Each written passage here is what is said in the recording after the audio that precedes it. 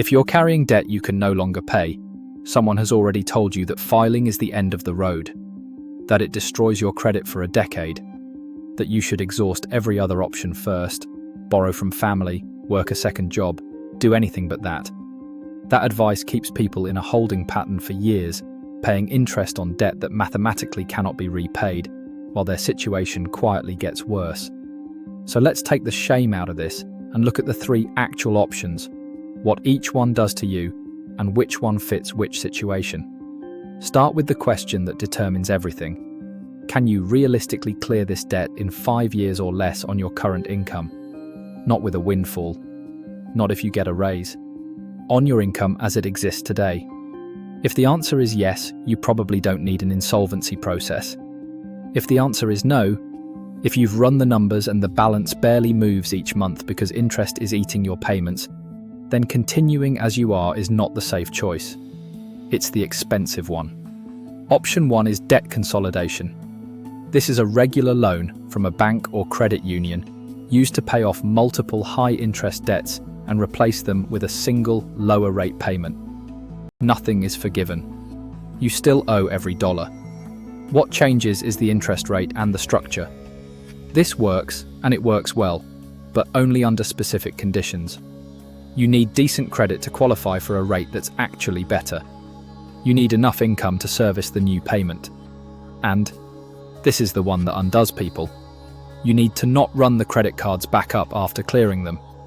A very large share of consolidation failures follow that exact pattern. Cards paid off, balances creep back, and now there's a consolidation loan on top of the original debt. If you consolidate, close or freeze the accounts the same week. Option 2 is a consumer proposal, and this is the one most Canadians don't understand. A consumer proposal is a legally binding offer to your creditors, filed through a licensed insolvency trustee, to repay a portion of what you owe over a period of up to 5 years. Interest stops the moment you file. Collection calls stop. Wage garnishments generally stop. And critically, you keep your assets, your home, your car, your RRSP. Here's what people miss. You're not asking for a favor. You're proposing a deal, and creditors often accept, because a partial recovery with certainty beats chasing someone who's about to go bankrupt and pay them nothing. If creditors holding a majority of the debt value accept, it binds all of them. The payment is fixed. It does not change if your income rises. That last detail matters enormously if you're expecting to earn more in the next few years. Option 3 is bankruptcy. Yes, it's on the table, and no, it isn't always the worst choice. Bankruptcy is faster. A first-time filer with no surplus income is typically discharged in about 9 months. If your income is above a threshold set annually, you pay a portion of the excess and the process extends, commonly to around 21 months. In exchange, most unsecured debt is eliminated. The trade-off is assets. Certain assets may be surrendered, with provincial exemptions protecting some equity in your vehicle, household goods, and tools of your trade. RRSPs are generally protected except for contributions made in the 12 months before filing. Provincial exemption rules vary a lot, so this is a conversation to have specifically. Now, the credit reporting reality stated plainly, because this is what people are actually afraid of.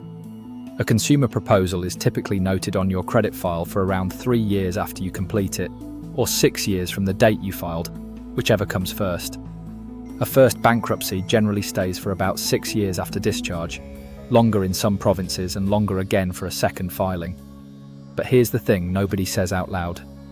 If you've been missing payments, carrying maxed cards, and sitting in collections for 2 years, your credit is already damaged.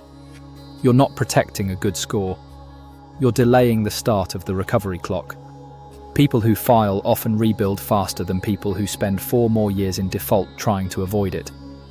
Because the recovery can't begin until the bleeding stops. There are things that don't disappear in either process, and you need to know them before you commit. Student loans are generally not discharged unless you've been out of school for at least 7 years. Child and spousal support survive. Court-ordered fines and fraud-related debt survive. Secured debt, your mortgage, your car loan, is tied to the asset. Keep the payments if you want to keep the thing. So how do you choose?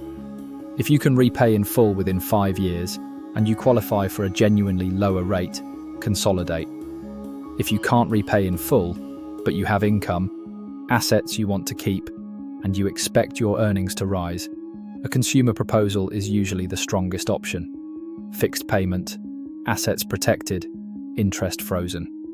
If your income is very low, you have few assets, and the debt is overwhelming relative to any realistic repayment, bankruptcy may genuinely be the faster path to a clean start.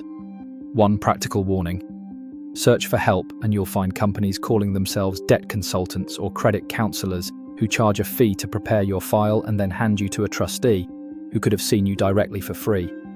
Only a licensed insolvency trustee can file a proposal or bankruptcy in Canada. The consultation is free. Go directly. You can look up licensed trustees on the federal government's registry.